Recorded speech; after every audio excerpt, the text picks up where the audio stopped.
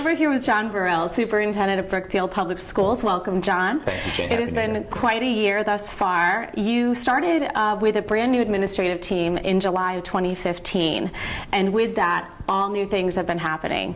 You were brought on known because of your connection to the community and your strength in communication. And now, with the school budget process underway, it has been said that this is really an opportunity for you to rebuild trust in your community, and that's a community that's seen some challenges in that area. Absolutely.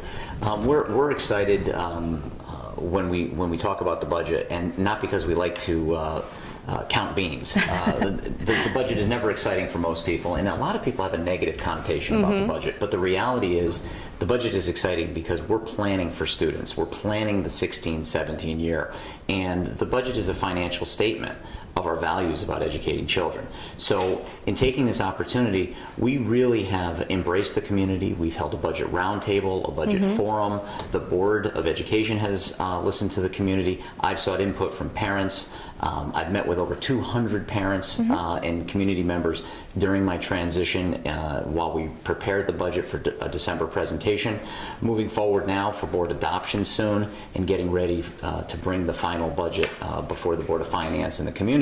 We're really excited about the opportunities and the enhancements we do have planned for next school year. Yeah, sounds very exciting. What do you feel is important for the public to understand about the budget process? Well, I think in terms of the budget process, folks need to know that it isn't created in some back room. We work directly with our principals. We start with the school principals who work with their staffs directly, and they talk about what are our goals at each school, what are the supplies we need, what are the things we want to accomplish for our students. Those proposals are brought forward to the superintendent and my assistant superintendent and director of finance. From there, all of us collaborate and work together and prioritize. We also held a budget roundtable back in November where we sought input from the community, and that input really did influence the budget. There were several key areas that citizens talked about that helped influence ultimately what was the final administrative decisions to propose a budget to the board. So there's a lot of input over time that goes into the budget and is accepted and sought, and we really love that feedback. And so that process takes some time, but I think there's more community ownership, and the community, those who are really interested and excited about doing good things for kids, not only own but understand, hey, I had an influence in that particular budget. So that's really important. So tell me more about the process. So after collaboration and prioritizing and taking a look at things, a big part of what we do is we have a district improvement plan, and there are three main areas that we're focusing on. Obviously, student achievement, professional development, capacity building, and the like. And so what we want to do with that is that those goals have to be our guiding principles going forward with the budget. But even before you could get to the goals, which always drive you, there's budget assumptions and budget drivers that are really important to talk about. So some of the budget assumptions, we need to know and be transparent in letting people know that the board has class size ranges, for example. Well, that impacts budget because you're going to keep class sizes at a certain level, and you're not going to increase class sizes by reducing teachers. So in teachers and staff, that is a resource, and that costs money. Yes. So all of that is related. Other assumptions, there's existing programs that we have that are just beloved and effective in the district that we want to keep, so we want to maintain those. Fuel oil, electricity, we have to take a look at those. Those are given costs that we have. Health insurance, other benefits. And then there's been recently, since the economic crash in 2008, there's been a slow attrition over the last several years with regard to staffing. And there has been a number of positions lost, and we're aiming to start restoring some of those positions going forward, whether it's a technology director or a business teacher or, and a number of things like that. There are areas that we need to rebuild, our world language program, for example. So there are a number of areas that we want to restore and rebuild. So that's part of what we do in terms of our process as well. Okay. So John, in addition to the budget assumptions that we just discussed, what are some of the drivers that you previously mentioned? So after the assumptions, we take a look at budget drivers. And again, some of those drivers are contractual obligations. In Brookfield, we happen to have 7 bargaining units, 7 different unions. And the Board of Education has entered into what's called collective bargaining. Those are legally binded contracts that we have, and we have to oblige to the salary increases and the benefit costs that are associated with that. So that's a budget driver. Another budget driver is retaining and recruiting the best possible employees. We want the highest quality staff in front of our students every single day. There's transportation costs, maintaining our buildings, fixing things beyond maintaining that have been neglected over the years. There's been a big capital investment.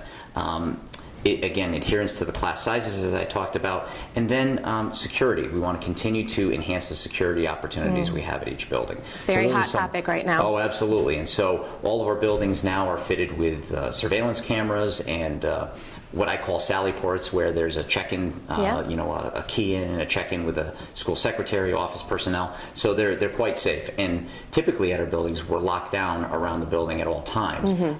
And so the only place that people are allowed to come in is through the front building as visitors. Of course, teachers and staff have keys to get in other buildings that, other parts of the building they need to get into. So we're also maintaining safety. So those are big ticket drivers that we also have to adhere to when developing the budget. As I mentioned earlier, Brookfield is a town that has had its share of challenges with public trust. And recently, in an article about your new administration, Al Cameron, Brookfield's new director of business and operations, was quoted as saying that your whole approach toward building this budget was essential in rebuilding trust in the community. Can you speak more to that? I sure can. Jane, it's really important when building a budget, and we've gone through the drivers and some of the goals and things like that, that the community understands that we're not just rolling over the budget and asking for more money all of the time. It's important that the community understand that we took a really hard look at our existing funds and said, how could we utilize these funds even better? How could we get more value for our dollar while enhancing programs for kids? And so in doing so, we have, I want to say, $1.5 million in reallocations, not asking for any new funds to do a number of just tremendous things for kids. I mean, in terms of staffing, the first thing we're doing is we're looking at enrollments. And in one school, there's some enrollment decline. So we're able to take 3 classroom sections from that school, reallocate one of those sections toward a part-time math specialist, and adding to a reading specialist. Take the other 2 sections and bring those over to our primary school, because they've had larger class sizes the past year, and we want to make sure we stay in those class size ranges that I talked about earlier. So we're reallocating staff commensurate with enrollment swings, whether it's an increase or a decrease. In addition to that, at the high school, I talked about restoring some positions and enhancements. Our history classes, the classes are burgeoning. They're physically extremely large. There's incredible enrollment, and there's been a decline in staff in that area. We want to bring back another social studies teacher. In the area of business. The business of America is business. We want young entrepreneurs. We want to build that program. We've lost staff there recently. We only have 1 full-time business teacher. We're going to enhance and bring back a business teacher, and we're going to do that through a reallocation of resources so we do not have to spend any new money to get that teacher. In addition to that, at the high school, we want to add to our guidance department by bringing in a certified college counselor to help our students and families get through the college process, have every opportunity for scholarships and getting into the most competitive colleges or colleges of their choice. So that's some of the things we're doing at the high school. In addition to that, we are going to reallocate resources to get our a district technology director, another position that was lost years ago. English language learners. Some folks in the community may have seen our community starting to look more diverse. We have I want to say a 20 student swing this past year, from 50 to 70 students who need English language services. And so we're at a point now where we need to actually bring in what's called an ELL teacher, English language learner teacher. We're going to do that through a reallocation of resources, bring in a full-time teacher in that regard. We've looked at professional learning, we've looked at a math program that we need to purchase, and we can do all of this with existing instructional supply and professional learning accounts. We do not have to ask for new funds in those areas. Another exciting thing we're doing is taking a look at all of our substitute teacher lines. And most of us remember the substitute teacher. They're not always as prepared as we would like because they're not familiar with the building. What we want to do is bring in folks who are certified teachers to be our substitutes that become part of the fabric of the learning community. So for example, we're taking existing funds, doesn't cost us any new money, and we're having 4 substitute building teachers for each building. And that'll afford us permanent people in the building who are our substitute teachers. We're calling it our teacher development program. It's a win-win. Our teachers that are assigned become part of the fabric of the school. They know the students, they know the routines. Part of the culture. Part of the culture. The students know these individuals. Parents will get to know these individuals. Heck, they'll become coaches eventually, running clubs, etc. These new, typically younger certified teachers, again, certified teachers, most substitutes typically are not certified teachers, are getting a leg up on the competition for themselves. They are becoming experienced.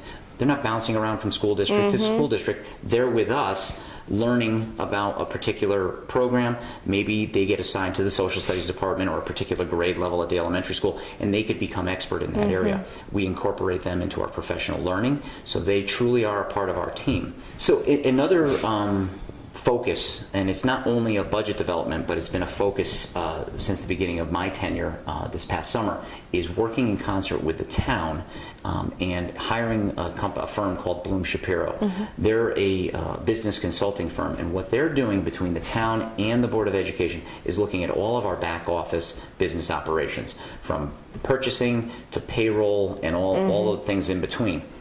And as part of that, they're going to have their final report published quite soon. In there, they suggest that the town and the Board of Education share a purchasing agent, so that would be a new hire. That's a recommendation. I had recommended to the board last December that we hire a technology director and a benefits coordinator. And interestingly enough, Bloom Shapiro recommends the same thing. So not only was it Al Cameron and myself realizing that these are things we need here to support the back office, support our staff in delivering quality instruction to the kids, the outside agency that came in to do this audit, not only on the Board of Ed, but on the town side, really take a look at how business operations run, really highly recommend that we go in this direction. So when we talk about trust and credibility, we're also looking to the outside as well, private sector feedback, as well as our public citizens and community groups feedback, to really establish trust, credibility, and high quality service for the students and the citizens of the community. Excellent. Yeah.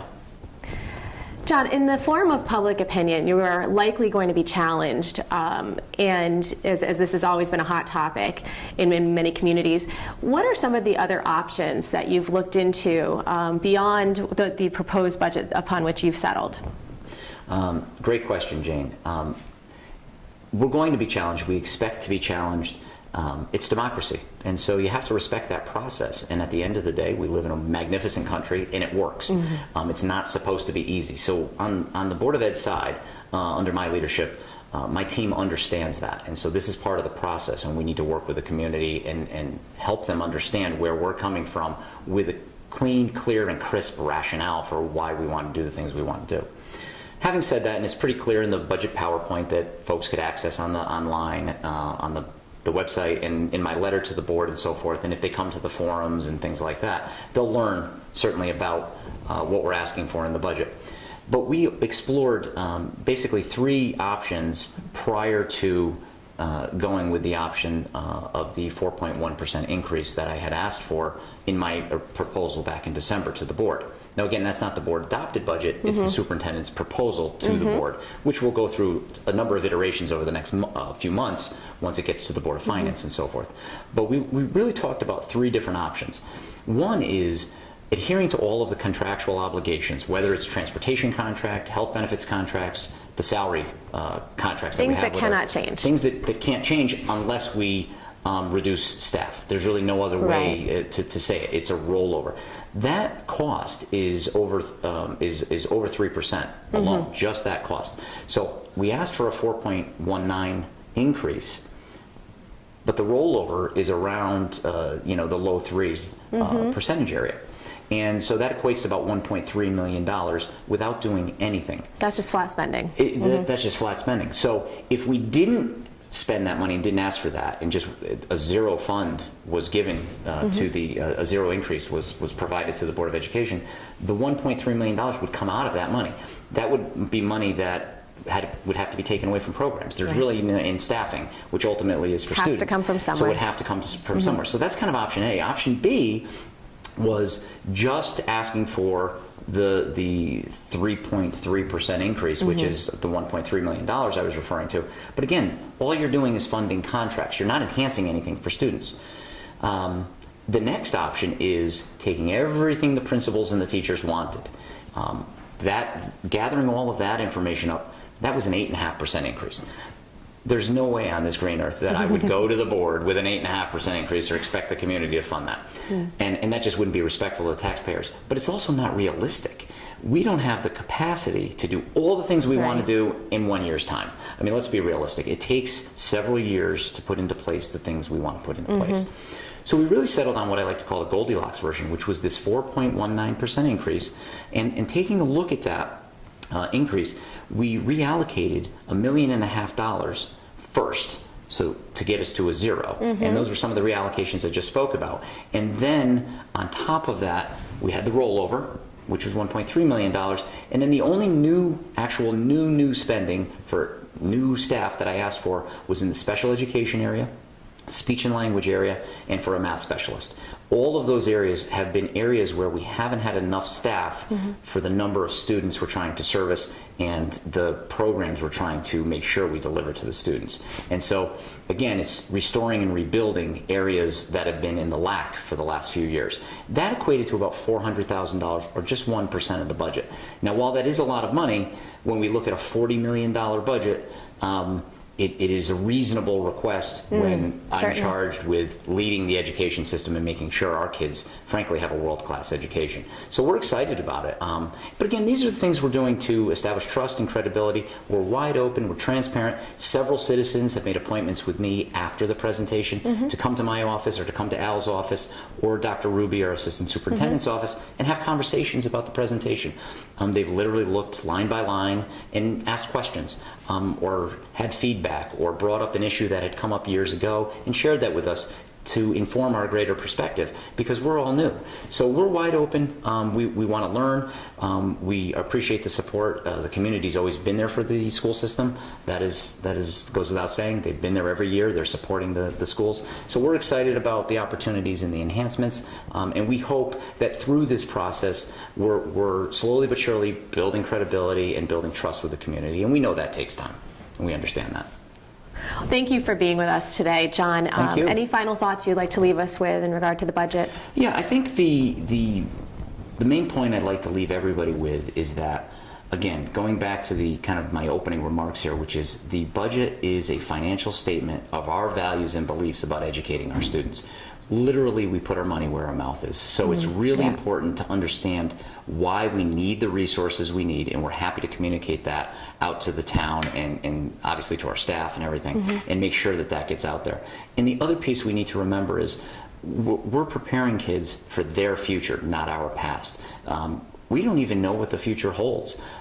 Technology is changing so rapidly. The economy is changing rapidly. We're in a global society.